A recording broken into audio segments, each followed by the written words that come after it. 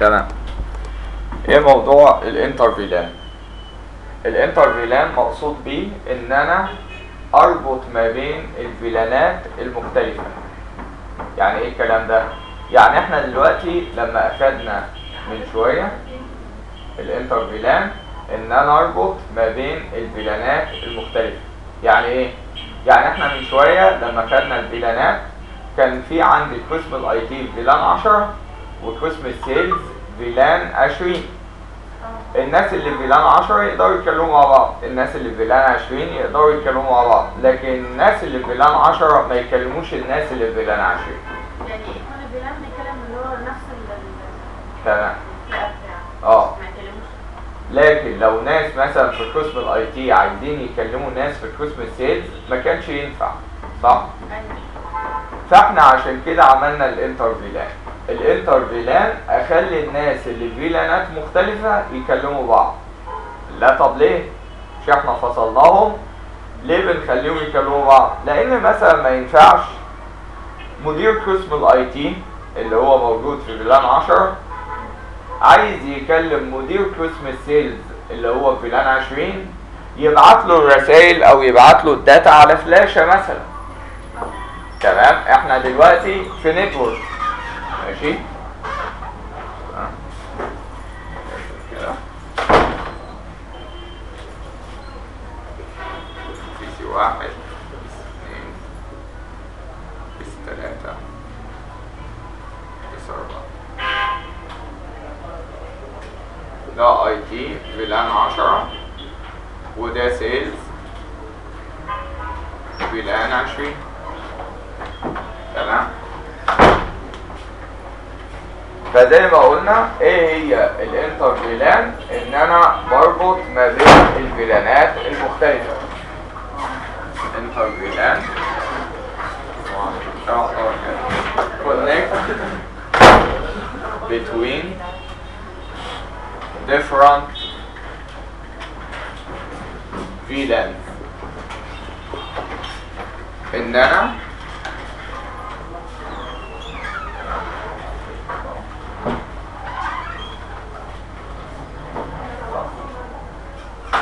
تمام. الانترفيلان ببساطة ان انا بربط ما بين الفيلانات المختلفة. يعني ايه؟ يعني انا مثلا عندي مجموعة الاجهزة دي كده فيلان 10 اللي هي قسم الاي تي، ومجموعة الاجهزة دي كده فيلان 20 اللي هي قسم السيلز. الاجهزة دي بتكلم بعضها لانهم في فيلان 20، والاجهزة دي بتكلم بعضها لانهم في فيلان 10. حلو.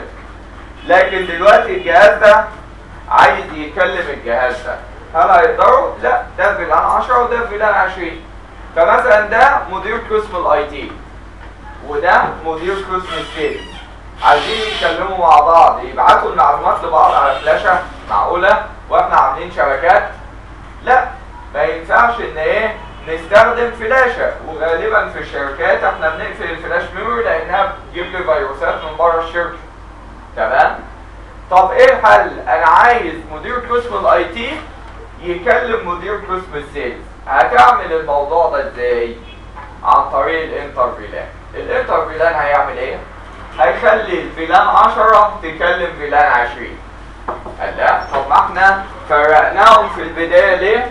لما انت عايزهم يتكلموا مع بعض. انا دلوقتي هخليهم يتكلموا مع بعض بس مع الاحتفاظ بنفس مزايا الفيلانز. يعني ايه؟ يعني الفيلانز البرودكاست ما كانش بيتنقل للفيلان التانية. الفيلانز لو حد عدل الاي بي بتاعه ما يقدرش يكلم الفيلان التانية. تمام. فمع الاحتفاظ بنفس مزايا الفيلانز بس هخلي الفيلانز كلها تكلم بعضها. فيلان 10 كلها تكلم فيلان 20 كلها. طيب بس انا مش عايز فيلان 10 كلها تكلم فيلان 20 كلها، ده انا عايز مدير الاي تي يكلم مدير السيلز، مش كل الناس. فهو قال لك قدام بقى هناخد حاجه اسمها اكسس ليست. الاكسس ليست دي هتعمل ايه؟ هتحدد لك جهاز معين في الشبكه دي يكلم جهاز معين في الشبكه دي. لكن احنا مبدئيا نخلي الشبكه كلها تكلم بعضها. وبعدين قدام هنحدد ان الجهاز بي سي 1 بس هو اللي يكلم الجهاز بي سي 3 بس. وصلت الفكرة؟ يبقى الانترفيلان ببساطة ان انا بخلي الناس اللي في فيلانات مختلفة يكلموا بعض. حلو؟ طيب عشان نعمل الموضوع ده محتاجين ايه؟ محتاجين جهاز شغال في اللاير التالتة. محتاجين جهاز شغال في اللاير التالتة. و must have layer 3 device. لازم يبقى عندنا جهاز شغال في اللاير التالتة. طب واحنا خدنا ايه الاجهزة اللي شغالة في اللاير التالتة؟ جهازين، لا اما راوتر لا اما مالتي لاير سويتش. فانت عشان تعمل انترفيلان لا اما محتاج راوتر لا اما محتاج ايه؟ مالتي لاير سويتش. راوتر او مالتي لاير سويتش. طيب الراوتر ده هو اللي بيربط لي ما بين الفيلانات المختلفة في السي سي ان اي. يعني احنا هنتعلم الانترفيلان في السي سي ان اي بالراوتر. طب في السي سي ان بي بالمالتي لاير سويتش. طب هو مين احسن، الراوتر ولا المالتي لاير سويتش؟ لا، طالما واحد بندرسه في الكورس الادفانسد يبقى هو الاحسن، يبقى المالتي لاير سويتش هو الافضل. بس احنا هنعملها الاول بالايه؟ بالراوتر. لما نتعلم بقى السي سي ان بي راوتنج وسويتشنج يبقى نعملها بالجهاز الاحسن اللي هو مين؟ المالتي لاير سويتش. يبقى في السي سي ان اي بندرس الراوتر، في السي سي ان بي بندرس المالتي لاير سويتش. طيب خلينا في السي سي ان اي. عايزين نربط ما بين الفيلانات المختلفة بالراوتر. نربطهم ازاي؟ في طريقتين. لا اما اول طريقة بنسميها traditional ميثود. ايه التراديشنال ميثود دي يا جماعة؟ الطريقة القديمة. دي الطريقة القديمة محدش بيستخدمها دلوقتي. اما الطريقة التانية بنسميها راوتر on a stick. راوتر on a stick. يعني في طريقتين، طريقة قديمة traditional ميثود وطريقة حديثة. التراديشنال ميثود دي محدش بيستخدمها دلوقتي. اما الطريقة الجديدة اسمها راوتر اون ستيك. خلينا الاول نشرح الطريقة القديمة ونقول ليه ما الناس ما بيستخدموهاش دلوقتي. خلينا نشرح الطريقة القديمة ونقول ليه الناس ما بيستخدموهاش دلوقتي. بس خلينا نعمل الاول ايه؟ اللاب بتاعنا. طيب هنا دلوقتي هرسم الشبكة بتاعتي. عندي سويتش ديستريبيوشن سويتش، والديستريبيوشن سويتش ده متصل بسويتشين، اكسس سويتش 1 واكسس سويتش 2. حلو. الديستريبيوشن سويتش متصل باكسس سويتش 1 عن طريق فاست 0 على 1، وهنا فاست 0 على 2 في السويتش التاني، وهنا فاست 0 على 1 وهنا فاست 0 على 2. عندي جهازين متصلين بالسويتش الاولاني وليكن بي سي 1 وبي سي 2، وهنا عندي جهازين متصلين بالسويتش التاني بي سي 3 وبي سي 4. بي سي 1 في فيلان 10 اللي هي اي تي، وبي سي 2 في فيلان 20 اللي هي سيلز.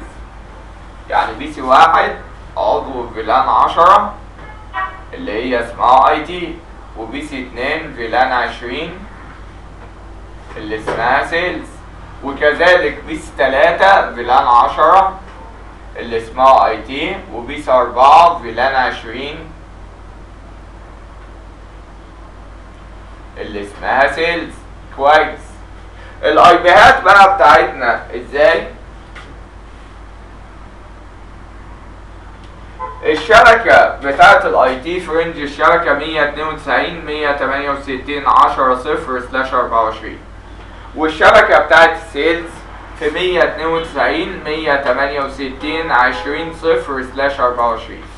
بي سي 1 واخد اي بي وليكن دوت 11، بي سي 3 واخد اي بي دوت 12، اما بي سي 2 واخد اي بي دوت 11، بي سي 4 واخد اي بي دوت 12. حلو، يبقى بي سي 1 واخد اي بي 192 168 10 11، اما بي سي 2 واخد اي بي 192 168 20 11. تمام. طيب قبل ما اخليك بي سي 1 يكلم بي سي 2 خلينا نعمل الشبكة بتاعت الفيلانات ده الاول، وبعد كده اعمل لك الانترفيلان عليه. طيب الشبكة دي هتتعمل ازاي؟ خليني اعمل لكم الجزء الاولاني من اللاب، وبعد كده ابعته لكم وانتوا تعملوا عليه شغل الانترفيلان. هنا دلوقتي ادي السويتشات بتاعتي. ده سويتش الديستريبيوشن، ده الاكس الاولاني، ده الاكس التاني. هستخدم نفس اسامي الانترفيسز اللي قدامكم على السبوره. السويتش ده من فاست 0 على 1 لهنا فاست 0 على 1، وده من فاست 0 على 2 لفاست 0 على 2. عندي جهازين كمبيوتر هنا، بي سي 1 بي سي 2 بي سي 3 بي سي 4. تمام. بي سي 1 هنوصله بفاست 0 على 5، اما بي سي 2 هنوصله، انا ما كتبتش اسامي انترفيسز، مثلا بي سي 1 فاست 0 على 5، بي سي 2 فاست 0 على 10، وهنا فاست 0 على 5 بي سي 3، وفاست 0 على 10 بي سي 4. دي اسامي الانترفيسز. يبقى 5 متصل ببي سي 1 و10 متصل ببي سي 2، وهنا برضو 5 متصل ببي سي 3 و10 متصل ببي سي 4. تمام.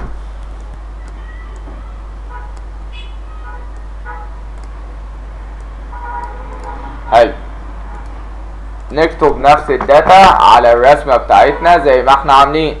فده كده هنديله دايرة،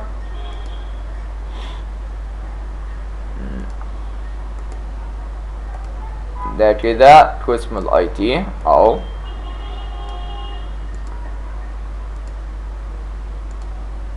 وده كده قسم السيلز. نكتب عليهم ده سيلز فيلان 20 رينج الشبكة 192 168 20 صفر سلاش 24، وده اي تي فيلان 10 رينج الشبكة 192 168 10 صفر سلاش 24. حلو. تمام. عايزين بقى نعمل ايه؟ ندي اي بيات الاول. بي سي 1 اتفقنا هنديله اي بي 192 168 10 11، اما بي سي 3 هنديله اي بي 10 12، اما بي سي 2 هياخد اي بي 20 11، اما بي سي 4 هياخد اي بي 20 12. طيب محتاجين ايه عشان نعمل شغل الفيلانز هنا؟ اول حاجة مطلوبة مننا create VLANs، انشئ الفيلانز.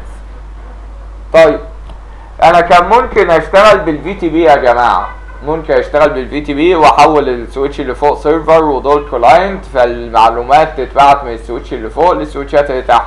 بس انا مش عايز اضيف في تي بي في اللاب ده، فانا هاجي على السويتش ده كده ديستريبيوشن، ده كده اكسس سويتش، وده كده اكسس سويتش 2.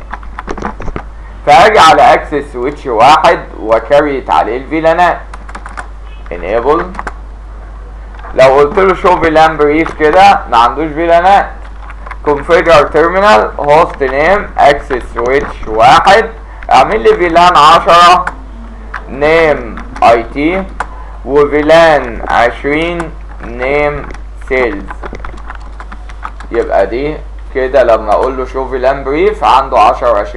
وتعالى لي كمان على السويتش التاني واعمل لي نفس القصه، مفيش مشكله. enable configure terminal host name access switch 2 فيلان 10 نيم اي تي فيلان 20 نيم سيلز شو فيلان بريف عنده 10 و20. جميل، دي كانت الخطوة الأولى. تاني خطوة assign interfaces into VLANs. دخل الانترفيسز جوه الفيلانات، مفيش مشكلة. فهاجي على السويتش ده ادخل 5 في فيلان 10 و10 في فيلان 20. ماشي. configure terminal interface fast 0 على كام؟ 5. سويتش بورت مود ايه؟ اكسس. سويتش بورت اكسس فيلان كام؟ 10. وبالنسبة للانترفيس فاست 0 على كام؟ 10. سويتش بورت مود ايه؟ اكسس. سويتش بورت اكسس فيلان كام؟ 20. تعالى شوف الشوية، شوف فيلان بريف فعلا 5 بقت في فيلان 10 و10 في فيلان 20. طيب تعالى لي كمان عند السويتش التاني انترفيس فاست 0 على 5. سويتش بورت مود ايه؟ اكسس. سويتش بورت اكسس فيلان 10. وانترفيس فاست 0 على 10. سويتش بورت مود اكسس. سويتش بورت اكسس فيلان 20. طبعا سهم الفوق يجيب لي الاوامر اللي انا كتبتها بحيث ما اضطرش اكتب الاوامر تاني. شوف فيلان بريف 5 في فيلان 10 و10 في فيلان 20. جميل. الخطوة الثالثة والأخيرة configure trunk interfaces. اعمل لي الترانك انترفيس. طبعا 1 و2 على السويتش اللي فوق، 1 و2 على السويتشات اللي تحت لازم يبقوا ترانك. تعملهم ترانك ازاي؟ لا اما تيجي على 1 و2 فوق فيبقوا ترانك واللي قصادهم دايناميك اوتو فيتحولوا ترانك، لا اما تيجي على 1 و2 تحت يبقوا ترانك واللي قصادهم دايناميك اوتو فيبقوا ترانك، او تيجي على الاربع انترفيسز وتعملهم ترانك براحتك. فانا دلوقتي البورتات دي حالتها ايه؟ يعني لو جيت هنا على السويتش ده وقلت له شو انترفيس فاست 0 على 1 سويتش بورت، قال لي الانترفيس دي دايناميك اوتو بس بعد التفاوض بقت ايه؟ اكسس، لانها دايناميك اوتو قصادها دايناميك اوتو. ولو قلت له شو انترفيسز ترانك هيقول لي مفيش. طيب انا عشان اسهل على نفسي هاجي على السويتش اللي فوق الديستريبيوشن enable configure terminal host name distribution واروح قايل له ايه؟ انترفيس رينج فاست 0 على 1 شرطة 2 سويتش بورت مود ايه؟ ترانك. حلو. فكده احنا عملناها ترانك. تعالى لي كده بقى تاني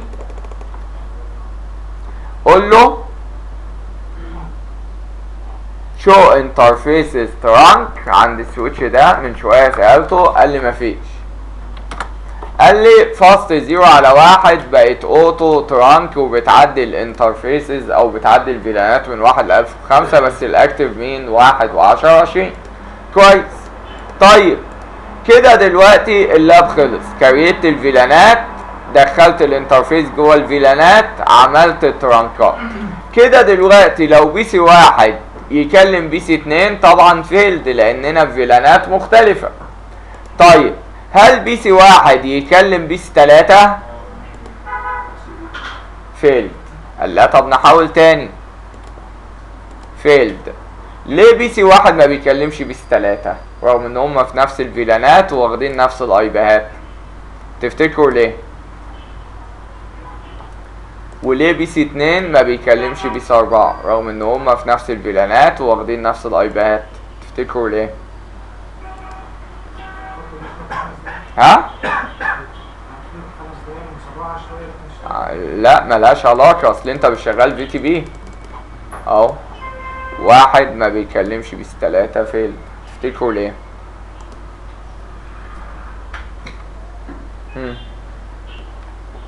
في حاجة ناقصة في الكونفيجريشن ما عملناهاش. كلاينت مش شغالين في تي بي، والله ما شغالين في تي بي. ليه بقى؟ ما كلموش بعض. لا ايه هو انا بدي السويتش اي بي امتى يا نجم؟ لو عايز تيل نت او عايز اعمل ايه، اعمل له باك اب على تي اف تي بي. انا هنا لا عامل لا باك اب ولا بتاع. السويتش اللي فوق ما ادالوش الفيلانات. لا هو نداله ليه؟ مش احنا دلوقتي ما عندناش انترفيسز في فيلان 10 ولا فيلان 20، بس لازم ياخد الفيلانات عشان يعديها. ازاي؟ انت لما جيت هنا تقول له شو انترفيسز ترانك، قال لك فاست 0 على 1 ترانك، وبعدي كل الفيلانات، بس في الاساس بعدي 1 و10 و20 لانهم موجودين عندي. ولو جيت عند السويتش التاني enable show interfaces trunk هتلاقي نفس الرسالة، فاست 0 على 2 بقت ترانك بالدايناميك اوتو، وهنا بعدي كل الفيلانات، بس في الاصل بعدي 1 و10 و20 لانهم created عندي. لكن السويتش اللي فوق enable show interfaces trunk قال لك ايه؟ 1 و2 ترانك بعدي كل الفيلانات، بس في الاصل بعدي فيلان واحد بس. قال لا طب ما يتعديش 10 و20 ليه؟ لانهم مش موجودين عندي. يعني لو جيت قلت له شو فيلان بريف ما عندوش لا فيلان 10 ولا 20. فيبقى الغلطه اللي عندنا ان احنا نسينا نكريت الفيلانات عند السويتش اللي فوق عشان يقدر يعدي الفيلانات. فكل اللي انا محتاجه configure terminal فيلان 10 فيلان 20. طب هل هدخل فيهم انترفيسز؟ لا. شوف فيلان بريف عمل لي فيلان 10 20 ما سميتهمش، حتى لو عايز تسميهم عادي. تعالى بقى اقول له شو انترفيسز ترانك. ايه اللي حصل؟ انا بعدي من 1 ل 1005 بس في الاصل بعدي 1 و10 و20. طب تعالوا كده تاني، بي سي 1 بيكلم بي سي 3 سكسسفول، بي سي 2 بيكلم بي سي 4 سكسسفول، بس بي سي 1 ما بيكلمش بي سي 2. يبقى احنا كده عملنا اللاب بتاعنا بتاع الفيلانات. الناس اللي في نفس الفيلان بيكلموا بعض، الناس اللي في فيلانات مختلفة ما بيكلموش بعض. طب احنا دلوقتي عايزين نعمل الانتر فيلان ان احنا نخلي الناس اللي في فيلانات المختلفة يكلموا بعض. يبقى الانتر فيلان الناس اللي في الفيلانات المختلفة مالها يكلموا بعض. فانا هحفظ اللاب ده عشان ابعته لكم تعملوا عليه الكونفيجريشن بتاعة الانتر فيلان. تعالوا نحفظه في السي سيسكو، هسميه انتر فيلان not solved not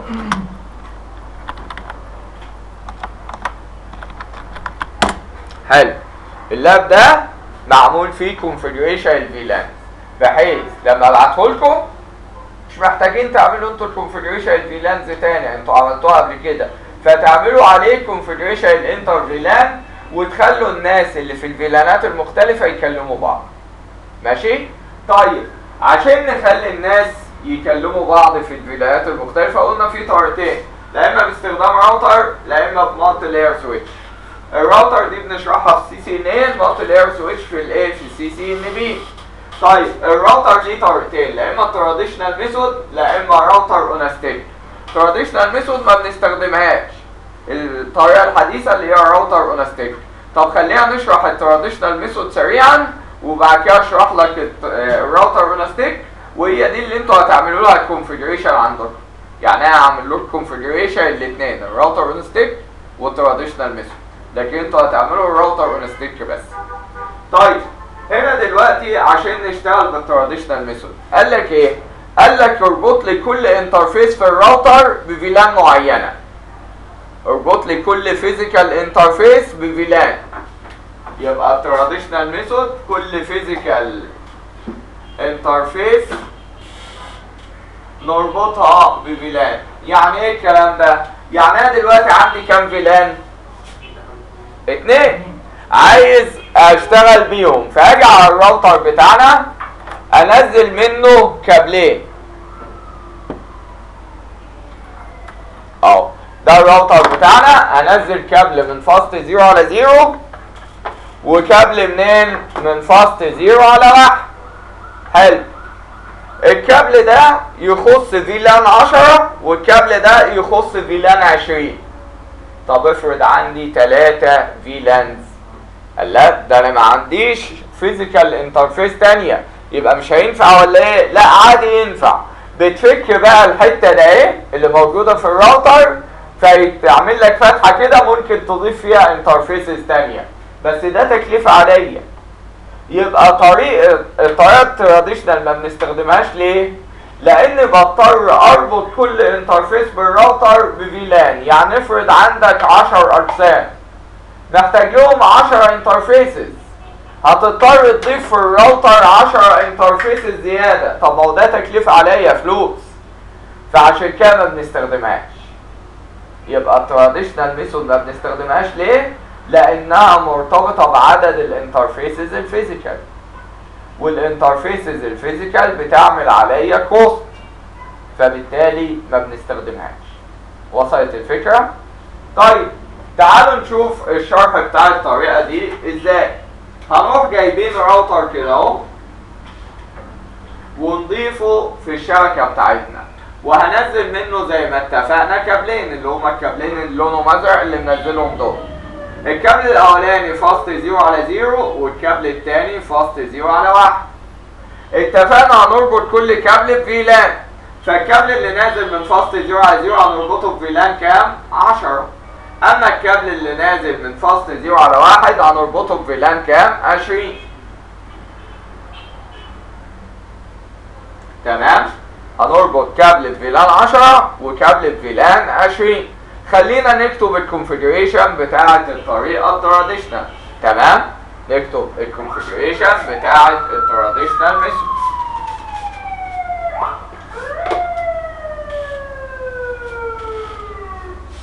traditional method configuration. ماشي. اول حاجه هنيجي على الراوتر، على كل انترفيس في الراوتر اللي هي فاست 0 على 0 هديها اي بي في رينج فيلان 10، وادي الفاست 0 على 1 اي بي في رينج فيلان 20. طب انا فاست 0 على 0 مرتبطه بفيلان 10 اللي هي في الشبكه كام؟ 192 168 10 0، فادي الفاست 0 على 0 اي بي وليكن 192 168 10 1 سلاش 24. ودي للانترفيس الثانيه فاست 0 على 1 192 168 20 1 سلاش 24. طب اشمعنى اديتني 10 1 و20 1؟ عادي اي بيات في نفس الرينج واي بيات مش مستخدمه، لان انا هنا مستخدم كام؟ دوت 11 ودوت 12، فانا استخدمت اي بيات غير مستخدمه. يبقى اول خطوه ان انا هاجي على الراوتر واديله اي بيات في الفيلانات اللي احنا مرتبطين بيها. واحد give router interfaces IP address in related VLANs. Give router interfaces IP address in related VLANs. ادي للراوتر انترفيس اي بيات في الفيلانز بتاعته. حلو. على الراوتر في مود الكونفيجريشن هروح قايل له انترفيس فاست 0 على كام؟ 0. مالها؟ نو شات داون. قال لها ليه نو شات داون؟ لان اتفقنا ان انترفيسز الراوتر باي ديفولت معمول لها شات داون، فتدخل عليها وتقول له نو شات داون. ايه تاني؟ اديني بقى اي بي ادرس 192 168 10 1 255 255 255 0. يبقى اديت الانترفيس اي بي وسبنت ماسك. وتعالى لي بقى على الانترفيس الثانيه هقول له اكزيت، وندخل كده على الانترفيس الثانيه. انترفيس فاست 0 على 1 مالها؟ نو شات داون. والاي بي ادرس بتاعها 192 168 20 1 سبنت ماسك 255 255 255 صفر. يبقى كده انا عملت ايه؟ اديت اي بي لفاست 0 على 0 واديت اي بي كمان لفاست 0 على 1. حلو. بس انت دلوقتي لسه ما ربطتش الانترفيس دي بفيلان 10 وفيلان 20. لما انا اديت لي دي اي بي بفيلان 10 ودي اي بي بفيلان 20، لا، انت اديت اي بيات في اللاير الثالثه النتورك لاير، لكن الفيلانات دي في اللاير الثانيه. الفيلانات في اللاير الثانيه، فلازم تقول له في اللاير الثانيه خلي لي الكابل ده في فيلان 10، وفي اللاير الثانيه خلي لي الكابل ده في فيلان 20. طب هنعمل الكلام ده ازاي؟ انت كده كده موصل الكابلين دول بفاست 0 على 3 في سويتش الديستريبيوشن، وفاست 0 على 4 في سويتش الديستريبيوشن. دي فاست 0 على 3 ودي فاست 0 على 4. احنا كده من السويتش للراوتر الانترفيس بتبقى اكسس ولا تران. الانترفيس من السويتش للراوتر بتبقى ايه؟ ترانك، عشان تعدي كل الفيلان. الا الحاله دي، انا عايز فاست 0 على 3 ما تعديش غير فيلان 10، وفاست 0 على 4 ما تعديش غير فيلان 20. فيبقى الخطوه الثانيه ايه؟ هعمل فاست 0 على 3 اكسس في فيلان 10، وفاست 0 على 4 اكسس في فيلان 20. يبقى فاست 0 على 3 اكسس فيلان 10، وفاست 0 على 4 اكسس فيلان 20. طب عملت ده ليه؟ عشان يبقى الكابل ده اهو مرتبط بفيلان 10، والكابل ده اهو مرتبط بفيلان 20. فما حددناهاش من الراوتر، امال حددتها منين؟ من السويتش. ما حددناهاش من الراوتر، حددتها من السويتش. يبقى الخطوة الثانية make interfaces at distribution switch access in related VLANs. Make interfaces at distribution switch access in related VLANs. حلو. فهنيجي على السويتش بقى بتاعنا اللي هو الديستريبيوشن في مود الكونفيجريشن، واقول له انترفيس فاست 0 على 3 مالها؟ سويتش بورت مود اكسس سويتش بورت اكسس فيلان 10، وبالمثل انترفيس فاست 0 على 4 سويتش بورت مود ايه؟ اكسس سويتش بورت اكسس فيلان 20. يبقى انا كده عملت فاست 0 على 3 عضو فيلان 10، وفاست 0 على 4 عضو فيلان 20. كده خلصت. كده بي سي 1 هيكلم بي سي 2. لا، لسه فاضل خطوه صغيره. ايه الخطوه دي؟ لازم بي سي 1 اللي واخد اي بي في رينج 192 168 10 0 هيروح يكلم بي سي 3 او بي سي 2 اللي واخد اي بي في رينج 192 168 20 0. يعني انت عايز تكلم حد في اي بي مختلف في شبكه مختلفه، فلازم تاخد جيت واي. ندي اللي بي سي 1 الجيت واي بتاعته اي بي الراوتر في فيلان 10 اللي هو مين؟ 192 168 10 1، وندي البي سي 2 اي بي الراوتر في فيلان 20 اللي هو 192 168 20 1. يبقى الخطوه الثالثه والاخيره اكتبها هنا: give each PC default gateway in related VLANs. Give HPC default gateway in related VLANs. فبي سي واحد الجيت واي بتاعته هتبقى ايه؟ جيت واي هتبقى 192 168 10 واحد. اما بي سي 2 الجيت واي 192 168 20 واحد. وبي سي 3 الجيت واي 10 واحد. وبي سي 4 الجيت واي 20 واحد. يبقى هما 3 خطوات. التراديشنال ميثود هما 3 خطوات. بنزل كابل من كل انترفيس في الراوتر لكل فيلان، وبدل الانترفيس دي اي بي في الفيلان اللي انا متصل بيها. الخطوه الثانيه بخلي الانترفيسز عند الديستريبيوشن سويتش اكسس في الفيلان اللي انا متصل بيها. الخطوه الثالثه والاخيره بدل اجهزه جيت واي في ايه؟ في الفيلان اللي انا متصل بيها. حلو، تعالوا نشوف هنا دلوقتي اهو. قبل ما اشتغل اللاب ده محفوظ قبل الشغل ده. بي سي واحد بيكلم بي سي 2 لا فيلد. طب تعالوا كده نشوف بي سي واحد عشان يكلم بي سي 2 هروح جاي ضايف راوتر وليكن كام 2811 زي اللي موجود عندنا في الراك.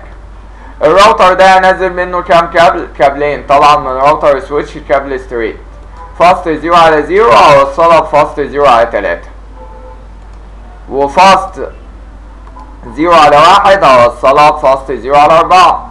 اتفقنا الكابل ده هنديله اي بي 192 168 10 1 سلاش 24 والكابل ده هنديله اي بي 20 1 سلاش 24 وده هيكون في فيلان 10 وده هيكون في فيلان 20. يلا نعمل الخطوة الأولى. هاجي على الراوتر بيقول لي عايز تدخل ال initial configuration dialog اللي هو السيت اب مود. لا enable configure terminal. وقلنا السيت اب مود ده فايدته ايه؟ ان انا دلوقتي ما عنديش configuration فيدخلني ويزرد نظام اسئلة واجوبة يعني. طيب عايز تعمل ايه؟ هقول له انترفيس فاست 0 على 0 مالها نو شات داون. الاي بي ادرس كام؟ 192 168 10 1 سبنت ماسك سلاش 24. طبعا لما قلت لها نو شات داون نورت اخضر واديتها الاي بي. طيب وايه كمان؟ انترفيس فاست 0 على 1 ملا نو شات داون نورت اخضر هي كمان. والاي بي ادرس كام؟ 192 168 20 1 وادي السبنت ماسك. الشوية بتاعتي ايه عشان اعرف الاي بيات؟ شو اي بي انترفيس بريف. شو اي بي انترفيس بريف. قال لي فاست 0 على 0 واخده كام؟ 10 1 وفاست 0 على 1 واخده اي بي كام؟ 20 1. يبقى كده انا خلصت الخطوة الاولى. اديت فاست 0 على 0 اي بي واديت فاست 0 على 1 اي بي. بس عايزين نربط فاست 0 على 0 بفيلان 10 وفاست 0 على 1 بفيلان 20. بسيطة، خلي لي فاست 0 على 0 اكسس في فيلان 10 عند مين؟ السويتش اللي قصادها اللي هو بين الديستريبيوشن. فهاجي عند الديستريبيوشن لو قلت له شو فيلان بريف لقيت فاست 0 على 3 و4 اعضاء في فيلان 1. لا انا مش عايز كده، انا عايز 3 تبقى في فيلان 10 و4 تبقى في فيلان 20. حلو. configure terminal interface fast 0 على 3 switch port mode access switch port access فيلان كام؟ 10 وانترفيس فاست 0 على 4 سويتش بورت مود اكسس سويتش بورت اكسس فيلان 20. يبقى انا كده خلصت الخطوة التانية كمان. يبقى الاولى ادينا اي بيهات للراوتر، التانية عملنا الانترفيس دول اكسس في فيلان 10 وفيلان 20. فاضل بقى التالتة اديلي للاجهزة دي اي بي جيت واي. فده هياخد اي بي جيت واي 192 168 10 1. حلو. وبي سي 3 10 واحد. اما بي سي 2 20 واحد. اما بي سي 4 20 واحد. حلو. تعالوا كده نسرع كده شوية. حلو. هل بي سي 1 بيكلم بي سي 2 فيلد؟ الله، ليه؟ اول مرة بس. طب تاني مرة سكسسفول. الله، طب ليه اول مرة وقعت؟ ايه؟ لا، احنا عندنا دلوقتي يا جماعة بي سي 1 لما يجي يكلم بي سي 2 الديستنيشن ماك هيكون ماك مين؟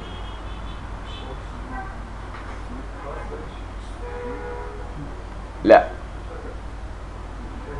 بي سي 1 رايح يكلم بي سي 2 الديستنيشن ماك الراوتر. لا، ليه؟ لان دلوقتي بي سي 1 عشان يكلم بي سي 2 الرسالة هتروح للراوتر لانهم شبكتين مختلفتين.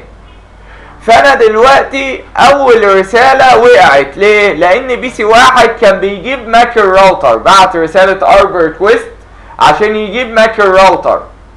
اما الرسالة التانية عرفت ماك الراوتر فما وقعتش.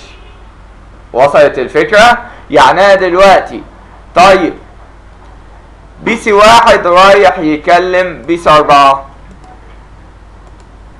اول مرة فيلد وبعد كده سكسسفول. قال لا، طب ليه؟ طب ما انا عرفت ماك الراوتر، بس عندك بي سي 4 لسه ما عرفش ماك الراوتر، فبالتالي اول رسالة وقعت. طب بعدين سكسسفول. طب انا لو جيت هنا اهو على بي سي 1 وقلت له ارب داش ايه، ده كده مين؟ الاي بي بتاع الراوتر وماكو، وده الاي بي بتاع بي سي 3. طب اديني ارب داش ايه دي. ارب داش ايه فاضيه. طيب بي سي 1 رايح يكلم بي سي 2. لا، ما عشان ده عارف الماك. امسح لي على الاثنين. ارب داش ايه اهو عرفت الماك. لا، هنا ارب داش دي وهنا بي سي 2 برضو ارب داش دي. حلو كده، انا شلت الاثنين. هنا ارب داش ايه فاضيه وهنا ارب داش ايه فاضيه. حلو. طيب بي سي 1 رايح يكلم بي سي 2 اول رساله فيل. الله، فضي لي هنا وفضي لي هنا وفضي لي هنا عند الراوتر برضو بيبني الارب. شو ارب ده هنا الاي بيهات والماكات بتاعت الاجهزه اللي بتكلمني، فكله بيبني الارب. فاقول له كلير ارب، فضي لي الارب. يبقى هنا شو ارب ايه؟ لا لسه.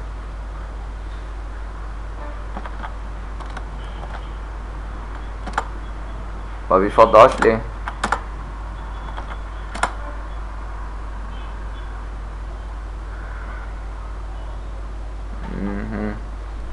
الامر ده مش شغال. طيب عندي فكرة جميلة. طيب انا هديله رايت على الراوتر ده واقول له ريلود. هرستر الراوتر.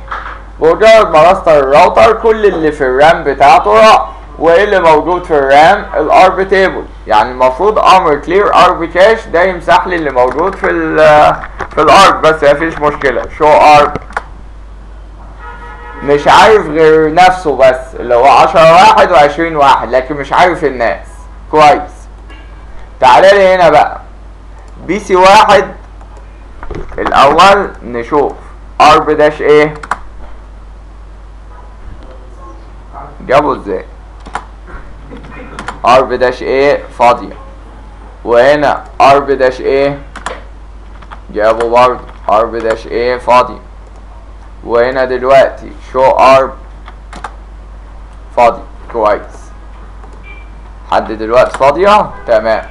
تعالوا بقى بي سي 1 يكلم بي سي 2 فيلد. في الفيلد دي ايه؟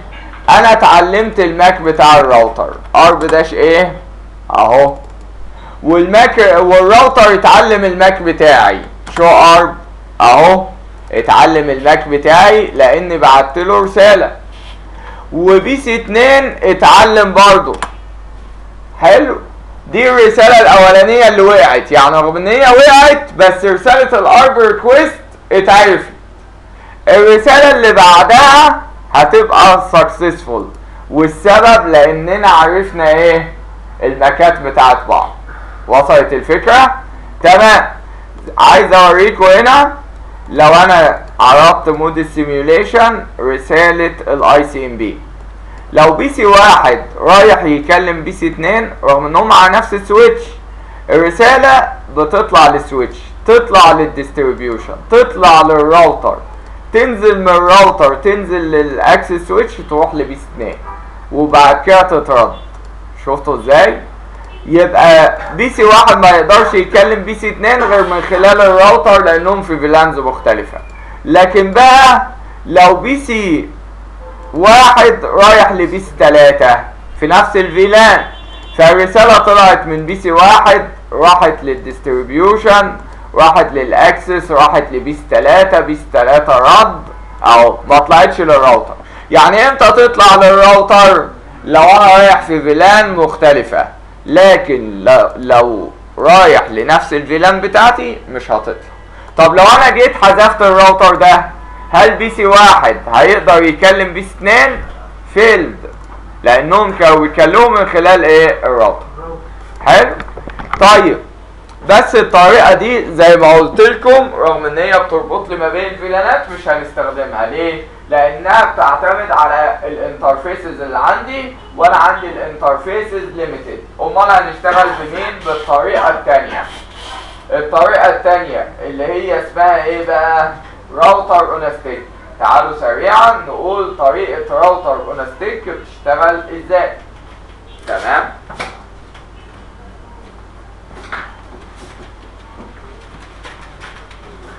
انا دلوقتي هضيف راوتر، بس الراوتر ده مش هنزل منه كابلين. قال لي امال هتنزل كام كابل؟ كابل واحد بس. قال لها كابل واحد يربط لي 2 فيلان. لو 1000 فيلان هربطهم بكابل واحد، لو 100 مليون فيلان هربطهم بكابل واحد، لو اي عدد من الفيلان هربطهم بكابل واحد. قال لها ازاي الكلام ده؟ لان دلوقتي عندي اوبشن في الراوتر ان انا بقسم الانترفيس بتاعتي لسب انترفيسز فرعيه. كام سب انترفيس؟ يعني 4 مليار سب انترفيس. يعني بقدر اقسم الانترفيس ده ايه؟ يعني انا دلوقتي مش محتاج كابلين، هو كابل واحد بس اهو.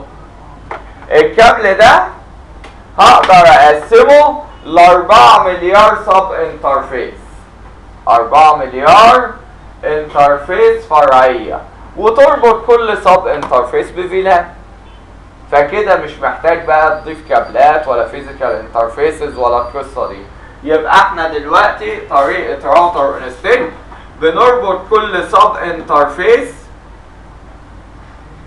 بفيلان، بنربط كل سب انترفيس بفيلان. طب الخطوات ايه هي؟ تدي لكل سب انترفيس اي بي في الفيلان المشتركه فيه. تمام. بس الاول محتاج تقسم الراوتر بتاعك لشويه سب انترفيسز. يبقى اول حاجه divide physical interface into sub interfaces. قسم لي الفيزيكال انترفيس لايه؟ لسب انترفيسز اللي هي انترفيسز فرعيه. طيب جميل. هتقسم بقى القصه دي ازاي؟ تعالى لي على الراوتر بتاعك في مود الكونفيجريشن. عشان تقسم فاست 0 على 0 لسب انترفيسز لازم تدخل كده جواها انترفيس فاست 0 على 0 وتقول له ايه؟ نو شات داون. تشغلها الاول. ما ينفعش تقسمها وهي معمول لها شات داون. لازم تعمل لها نو شوت داون. وايه كمان؟ تقول له كمان نو اي بي ادرس. ايه ده؟ ان انت تشيل من عليها الاي بيهات. يبقى مهم جدا عشان تقسم الانترفيس بتاعتك لسب انترفيسز، تديها نو شوت داون وتديها الاي بيهات. حلو. وايه كمان؟ الخطوه الثانيه give each sub interface IP in related VLAN. ادي لكل سب انترفيس اي بي في ريليتد فيلان، اي بي في الفيلان بتاعتها. طب هنعمل الكلام ده ازاي؟ هنيجي على الراوتر في مود الكونفيجريشن وهدخل على انترفيس فاست 0 على 0 دوت 10. ايه فاست 0 على 0 دوت 10؟ دي السب انترفيس من فاست 0 على 0. السب انترفيس من فاست 0 على 0 بيبقى اسمها نفس اسم الانترفيس دوت، وحط اي رقم. تقدر تحط اي ارقام من 0 ل 4 مليار. من 0 ل 4 مليار. طب اشمعنى انت حطيت دوت 10؟ لا، لان انا دلوقتي عايز اربطها بفيلان 10. فانت لما حطيت دوت 10 اتربطت بفيلان 10؟ لا. امال ايه؟ ده عشان اسهل على نفسي. طب كان ينفع نديها دوت 5 وترتبط بفيلان 10؟ عادي. كان ينفع اديها دوت 1000 وترتبط بفيلان 10؟ عادي. بس انا عملتها دوت 10 على اساس ايه؟ تبقى مسهله عليا لما اشوف كده الكونفيجريشن، دي انت عاملين فيلان 10. طيب هديها اي بي؟ لا، ما ينفعش، لازم تربطها الاول بفيلان 10. امال ازاي نربطها بفيلان 10؟ هتديله الامر ده encapsulation دوت 1 كيو 10. قال لها يعني ايه بقى الكلام ده؟ encapsulation يعني تغليف. دوت 1 كيو ده اسم التاجنج بروتوكول. مش احنا اتفقنا ان احنا عندنا 2 تاجنج بروتوكول، لا اما اي اس ال لا اما اي تريبل اي 802 دوت 1 كيو. فانا لما بقول له encapsulation دوت 1 كيو 10 يعني لما يجي لك فريم بص التاج اللي مكتوب فيها بالدوت 1 كيو، لو مكتوب فيها 10، لو مكتوب جواها 10 تبقى السب انترفيس دي بتتعامل معاه. طب افرض انا مش شغال بالدوت 1 كيو، شغال بالاي اس ال، بسيطه، هتقول له encapsulation اي اس ال 10. encapsulation اي اس ال 10. لكن encapsulation دوت 1 كيو 10 ربطناه بتاج 10 بالبروتوكول بتاعنا اللي اسمه اي تريبل اي 802 دوت 1 كيو. اديها بقى اي بي. اي بي ادرس 192 168 10 1 سبنت ماسك 255 255 255 0. طب كان ينفع اديله اي بي من غير امر الانكابسوليشن؟ ما كانش هيقبل. لو ما كنتش اديته الانكابسوليشن ما كانش هيقبل. فيبقى ال10 دقايق ده رقم الفيلان، فيلان نمبر. طب عايزين نعمل كمان سب انترفيس، هقول له اكزيت انترفيس فاست 0 على 0 دوت 20. عايزين بقى نربطها بفيلان 20. encapsulation دوت 1 كيو 20 ربطتها بفيلان 20. طب بالنسبه للاي بي، اي بي ادرس 192 168 20 1 255 255 255 0. كويس. يبقى انا كده خلصت الاي بيات بتاعت السب انترفيس. دخلت الاول على فاست 0 على 0 قلت له نو شت داون ونو اي بي ادرس عشان اقسمها، وبعد كده اديت للسب انترفيس الاولانيه اي بي فيلان 10 والسب انترفيس الثانيه اي بي فيلان 20. طب انا دلوقتي متصل على السويتش بفاست 0 على 5. من شويه لما كنا متصلين في الرسمه اللي فاتت على 3 و4 كنا بنعملهم اكسس، لان الكابل الاولاني كان شغال في فيلان 10 والكابل الثاني كان في فيلان كام؟ 20. دلوقتي هو كابل واحد نازل لفاست 0 على 5. الكابل ده بيعدي فيه فيلان 10 وفيلان 20. تفتكروا فاصل 0 على 5 تبقى اكسس ولا ترانك؟ ترانك. يبقى فاصل 0 على 5 اللي على الديستريبيوشن سويتش ترانك. يبقى الخطوة الثالثة make interface in front of router at distribution switch trunk. Make interface in front of router at distribution switch trunk. اعمل لي الانترفيس عند الديستريبيوشن سويتش امام الراوتر ترانك. هنعمل الكلام ده ازاي؟ على الديستريبيوشن سويتش في مود الكونفيجريشن هقول له انترفيس فاست 0 على 5 سويتش بورت مود ترانك. دي كانت الخطوة الثالثة. كده خلصنا؟ لا لسه. الخطوة الرابعة give HBC default gateway in related VLAN. ادي لكل جهاز كمبيوتر IP gateway في الفيلان اللي هو عضو فيها. يعني بي سي 1 هياخد IP اللي هو واخداها فاست 0 على 0.10 وبي سي 2 هياخد IP اللي هو واخداها فاست 0 على 0.20. يعني ده هياخد 192 163 10 واحد وده هياخد 192 163 20 واحد. يبقى طريقة الراوتر اون ستيك 4 خطوات. الثانية كانت 3 خطوات. هنا 4 خطوات. أول خطوة بتقسم فاست 0 على 0 لسب انترفيس. ازاي؟ ندخل عليها نو شوت داون نو IP ادرس. الخطوة الثانية تدي لكل انترفيس ID في الفيلان اللي هي متصلة بيها، بس ما تنساش الامر encapsulation.1q. ده اللي هيربط لك كل سب انترفيس بالفيلان بتاعتها. الخطوة الأخيرة أو الخطوة الثالثة تدي الانترفيس اللي عند distribution switch ترانك. الخطوة الأخيرة تدي لكل جهاز جيت واي. ماشي؟ تعالوا نشوف الكلام ده. فانا هاجي امسح الراوتر ده اهو كده. انا مسحت الراوتر ده. ايه اللي حصل؟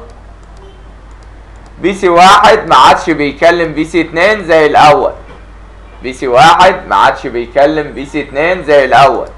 طيب تعالى لي بقى ضيف لي راوتر جديد 2811. جميل.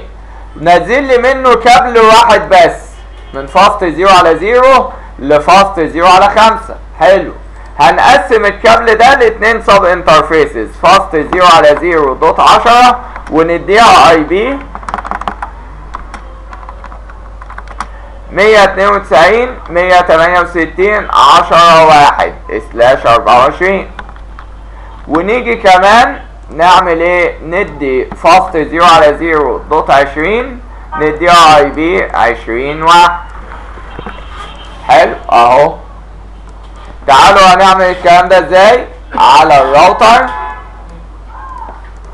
نو enable configure terminal. حلو. هدخل على انترفيس فاست 0 على 0 نو شات داون ونو IP ادرس. حلو. وبعدين عايزين نقسمها سب انترفيسز فهقول له انترفيس فاست 0 على 0 دوت علامة استفهام. نقدر نقسمها لحد ارقام من 0 لحد الرقم ده اهو. الرقم ده كام؟ 4 مليار. تقدر تقسمها ل 4 مليار سب انترفيس. فانا اخترت دوت 10 فقال لي عملت لك سب انترفيس اسمها فاست 0 على 0.10. لو جيت اديها IP على طول يا جماعه IP ادرس 192 168 10 1 وادي السبنت ماسك مش هيقبل. قال لي ايه؟ sub interface is already configured as part of IEEE 802.1q او ال ISL. لازم تحدد لي الانترفيس دي هتشتغل ازاي. not allowed مش مسموح لك. طيب تعالى نديله الامر اللي انا نسيته encapsulation.1q 10. تعالى اديله الاي بي بقى قبل اهو. شفتوا ازاي؟ طب لو جيت قلت له شو اي بي انترفيس بريف، ايه اللي حصل؟ قال لي فاست 0 على 0 حالتها اب بس ان اسايند مش واخده اي بي، لكن فاست 0 على 0 دوت 10 واخده اي بي وحالتها اب. طب فاست 0 على 0 في دوت 20 فين؟ لسه ما اتعملتش. طب تعالوا نعملها. انترفيس فاست 0 على 0 دوت 20 وبعدين انكابسوليشن دوت 1 كيو 20 وبعدين اي بي ادرس 192 168 20 1 ادي السبنت ماسك. تعالى بقى اقول له شو اي بي انترفيس بريف. ايه اللي حصل يا جماعه؟ ادى اي بيات للسب انترفيس. عايز تعمل اي عدد مفيش مشكله، يبقى مش هيفرق معايا دلوقتي عدد الفيلانات. حلو. طب فاست 0 على 5 هنعملها ايه؟ ترانك. حلو. وبعدين تعالى لي بقى على السويتش ده اهو، enable configure terminal interface fast 0 على 5 switch port boot run. بس الخطوة الأخيرة بقى، تعالى لي البي سي 1 واديله الجيت واي بتاعتنا 10 1 احنا عاطينها له أساسا قبل كده، وده نديله الجيت واي بتاعتنا كام؟ 20 1. كويس. وده برضه 10 1 وده كام؟ 20 1. كويس. طيب تعالى كده بقى نشوف الأجهزة. هتكلم بعض بس سرع شوية عشان البورت دي تنور. حلو. بي سي 1 بيكلم بي سي 2 فيلد، ماشي عشان بيعرف الماك. حلو. تاني واحدة قال لا برضه فيلد. طب تالت واحدة فيلد، قال لا ايه اللي حصل؟ طب بي سي 3 بيكلم بي سي 4 فيلد. طب بي سي 3 بيكلم بي سي 4 سكسسفول. هنا بي سي 3 بيكلم بي سي 4 سكسسفول، هنا بي سي 1 بيكلم بي سي 2 فيلد. تفتكروا ليه؟ تفتكروا ليه؟ ليه بي سي 1 مش قادر يكلم بي سي 2 رغم ان احنا عاملين الكونفيجريشن صح، بدليل ان بي سي 3 بيكلم بي سي 4؟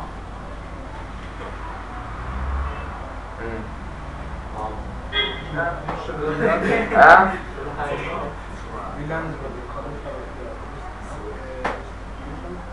ليه؟ ما هم داخلين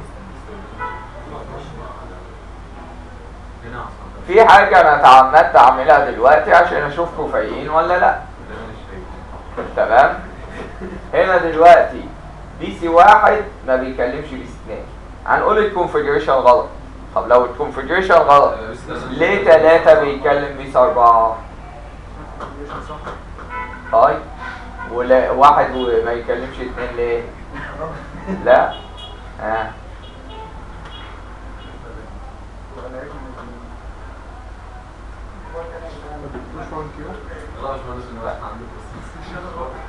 طيب احنا دلوقتي عشان بي سي 1 يكلم بي سي 2 الديستنيشن ماك بيكون ماك مين؟ الراوتر. حلو. انا دلوقتي كنت حاطط لكم راوتر قديم شلت الراوتر القديم، بس بي سي 1 لسه متخزن في الارب كاش بتاعته ماك الراوتر القديم. تمام. ما هو بي سي 1 بيخزن المعلومات في الارب كاش لمدة قد ايه؟ 4 ساعات. فانا دلوقتي حاطط له في الارب كاش ماك الراوتر اللي اتمسح، فكل ما يجي يبعت رسالة بيحط فيها ديستنيشن ماك الراوتر اللي اتمسح، فبالتالي الرسالة تروح للسويتش. ما عندناش الراوتر ده في الشبكة، فيعمل لها ايه؟ برودكاست، بس مش هتروح لحد، فيحصل لها ايه؟ دروب. لكن بي سي 3 انا تعمدت ما خلوش يبعت لبي سي 4، فبالتالي الارب كاش بتاعته ايه؟ فاضية. فلما جاي يبعت رسالة خد ماك الراوتر الجديد، فبالتالي اشتغلت. طب عشان بي سي 1 يكلم بي سي 2 فضي الارب كاش عندهم عشان ياخدوا ماك الراوتر الجديد. يعني لو جيت هنا دلوقتي على بي سي واحد قلت له ارب داش ايه،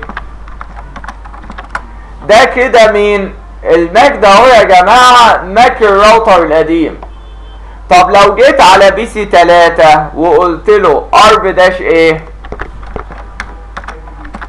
ده الماك الجديد. لاحظ الماك ده اهو مختلف عن الماك ده اهو، ده كده الماك الجديد اللي عند بي سي 3 وده الماك القديم عند بي سي 4 رغم ان الاتنين بيشاوروا على نفس الجهاز. طب حل الموضوع، ارب داش دي فضيت الارب هنا عند بي سي 1 وايه ارب داش دي فضيت الارب هنا عند بي سي كام 2. تعالى لي يا بي سي 1 كلم بي سي 2 تاني، اول مره فيلد بيعرفوا الماكات الجديده، تاني مره ايه سكسسفول. وصلت الفكره؟ يبقى هي دي القصه بتاعتنا.